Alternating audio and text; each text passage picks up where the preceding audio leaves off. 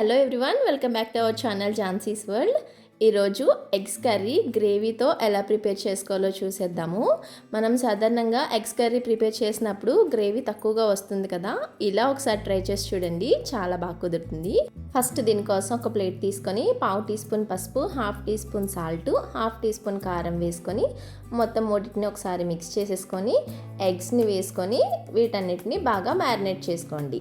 ఇలా చేసుకోవడం వల్ల మనకి లోపలికి కూడా వెళ్తుంది. ఎగ్స్కి నేను ముందే ఘాట్లు పెట్టుకొని రెడీగా పక్కన పెట్టుకున్నాను. ఇలా ఎగ్స్ని కలుపుకొని 10 నిమిషాలు పక్కన పెట్టుకున్న తర్వాత స్టవ్ ఆన్ చేసి కడాయి పెట్టుకొని 3 స్పూన్స్ ఆయిల్ వేసుకొని మనం మ్యారినేట్ చేసి పెట్టుకున్న ఎగ్స్ని వేసుకొని కదుపుకుంటూ ఫ్రై చేసుకోండి. మీరు ఎగ్స్ని వేసి అలా వదిలేశారు అంటే ప్యాన్కి అంటుకుపోతాయి. సో ఇలా మిక్స్ చేసుకుంటూ ఫ్రై చేసుకోవాలి. ఇలా ఫ్రై చేసుకోవడం వల్ల ఎగ్స్ పై లేయర్ అనేది కొంచెం ఫ్రై అయ్యి తినేటప్పటికి బాగుంటుంది టేస్ట్.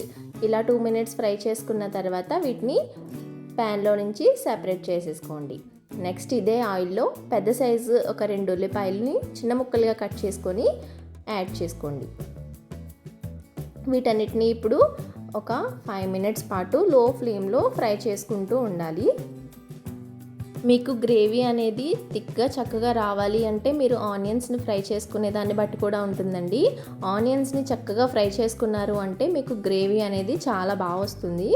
ఇలా చక్కగా గోల్డెన్ బ్రౌన్ కలర్ వచ్చేంత వరకు ఫ్రై చేసుకున్న తర్వాత దీంట్లో 1/2 టీ స్పూన్ పసుపు, 1 టీ స్పూన్ కారం, 1 టీ స్పూన్ సాల్ట్, అలాగే 1 టీ స్పూన్ అల్లం వెల్లుల్లి పేస్ట్ వేసుకొని వీటన్నిటిని జస్ట్ 1 నిమిషం పాటు అలా ఫ్రై చేసేసుకోవాలి. ఇలా పచ్చివాసన పోయేంత వరకు ఫ్రై చేసుకున్న తర్వాత దీంట్లో 1/2 కప్పు చిలికిన పెరుగుని వేసుకోవాలి.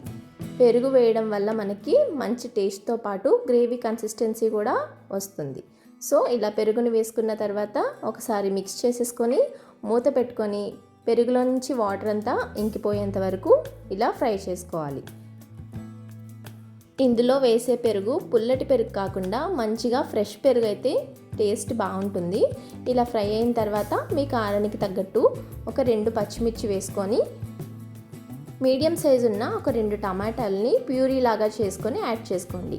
ఇలా ప్యూరీ లాగా చేసుకోవడం వల్ల గ్రేవీ కన్సిస్టెన్సీ బాగుంటుంది. ఇప్పుడు వీటన్నిటినీ కూడా ఒకసారి మిక్స్ చేసేసుకొని టమాటోలో నుంచి పచ్చివాసన పోయేంత వరకు మూత పెట్టుకొని లో ఫ్లేమ్లో ఒక 4 to 5 మినిట్స్ ఫ్రై చేసుకోండి. టమాటోస్ని ముక్కల్లాగా కట్ చేసి వేయడం కంటే ఇలా ప్యూరీలాగా చేస్తే కనుక గ్రేవీ కన్సిస్టెన్సీ అనేది చాలా బాగా వస్తుంది. సో ఇలా చక్కగా ఫ్రై చేసేసుకున్న తర్వాత టమాటోల నుంచి వాటర్ అంతా ఇంకిపోయి ఇలా దగ్గరికి పడిన తర్వాత దీంట్లో 1/2 teaspoon garam masala, 1/2 teaspoon జీలకర్ర పొడి, 1/2 టీ స్పూన్ ధనియాల పొడి వేసుకొని మొత్తం అంతా జస్ట్ ఒక 1/2 మినిట్ అలా ఫ్రై చేసేసుకొని మనం ఆల్రెడీ ముందుగా ఫ్రై చేసి పెట్టుకున్న ఎగ్స్ని యాడ్ చేసుకొని ఒకసారి ఎగ్స్ని విరగకుండా నెమ్మదిగా మిక్స్ చేసేసుకొని మూత పెట్టి ఒక 1/2 మినిట్ పాటు అలా వదిలేయండి. ఇలా దమ్ చేసుకోవడం వల్ల మనం యాడ్ చేసిన స్పైసెస్ అనేవి ఎగ్స్కి బాగా కోట్ అవుతాయి. ఇలా 1 నిమిషం పాటు దమ్ చేసుకున్న తర్వాత ఒకసారి ఎగ్స్ని స్లోగా మిక్స్ చేసుకోండి. మనం ఇలా కూడా తినొచ్చండి, కర్రీ అయితే రెడీ అయిపోయినట్టే. కాకపోతే మనకి గ్రేవీ కన్సిస్టెన్సీ కావాలి అనుకుంటే 1 కప్ వరకు వాటర్ యాడ్ చేసుకోవాలి. మనం వాటర్ యాడ్ చేసుకొని ఒక 5 మినిట్స్ కుక్ చేసుకుంటే చక్కగా గ్రేవీ కన్సిస్టెన్సీలో వచ్చేస్తుంది. చూసారు కదా ఎంత చక్కగా కుక్ అయిపోయిందో. ఇలా చక్కగా కుక్ అయిన తర్వాత లాస్ట్లో కొంచెం కొత్తిమీరని వేసుకొని ఒకసారి మిక్స్ చేసేసుకొని సర్వ్ చేసుకోవడమే. మీరు చూడండి ఇప్పుడు గ్రేవీ కన్సిస్టెన్సీ అనేది ఎలా కనిపిస్తుందో. ఇలా ఒకసారి ప్రిపేర్ చేసుకుంటే చపాతీల్లోకి కానీ రైస్లోకి కానీ దేంట్లోకైనా చాలా బాగుంటుంది. ప్రాసెస్ కూడా చాలా సింపుల్గానే అయిపోతుంది. మీరు కూడా తప్పకుండా ట్రై చేసి ఎలా కుదిరిందో కమెంట్ చేయండి. వీడియో నచ్చితే ఒక లైక్ చేసి ఇలాంటి మరిన్ని వీడియోస్ కోసం మన ఛానల్ని సబ్స్క్రైబ్ చేసుకోండి.